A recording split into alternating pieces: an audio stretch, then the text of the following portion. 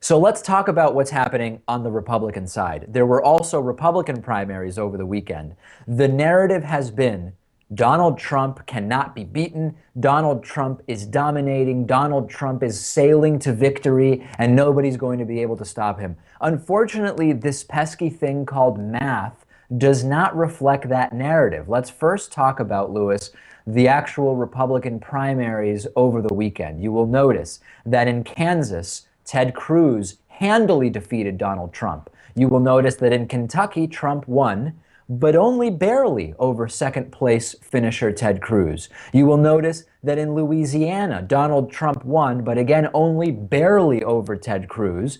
And in Maine, Ted Cruz coming away with a pretty solid victory over Donald Trump, 46-33. So Donald Trump did win two states barely, while Ted Cruz handily won two states, Kansas and Maine. So although the narrative continues to be one of Trump utter domination, the Republican race is way closer than people seem willing to admit, particularly the Trump supporters.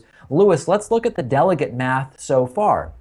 On the Republican side, the eventual nominee will need 1,237 delegates to secure the nomination.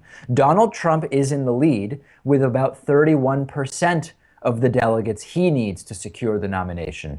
But Ted Cruz is right there at 24.5%, 24.4% of the delegates he needs for the nomination. So Lewis, math tells us no matter what it is Trump wants you to believe, no matter what it is the Trump supporters want you to believe, Donald Trump is barely ahead here. And the longer Marco Rubio goes without closing the gap, and there's no evidence Marco Rubio is going to be able to close the gap, the more Rubio supporters are going to go towards Cruz. This is no great victory because Ted Cruz is far crazier than Donald Trump, but this is not the overwhelming Trump runaway that we're hearing some talk about. No, I mean, nationally, according to the polls, if you want to talk about polls, Trump still looks pretty good. Yeah. But and Rubio should just drop out now. But you're right. I'm not going to say that this is certainly going to be a Trump victory. And let me be clear. When I say if I knew that the Republican would win, I would rather Trump, I don't say I'd rather Trump because I love Trump's ideas. What I am saying is Trump's campaign is far more of a farce that has been effective at coalescing some of the ugliest elements of the Republican Party. Don't get me wrong. Ted Cruz believes the insanity that he says. He believes, and his family believes, that he was anointed by God to be president of the United States to bring about the second coming of Christ. If I knew it was going to be a Republican in the White House, Trump's delusional ideas are just not going to get very far. It's broadly speaking concocted, Lewis. Ted Cruz really scares me in a genuine way.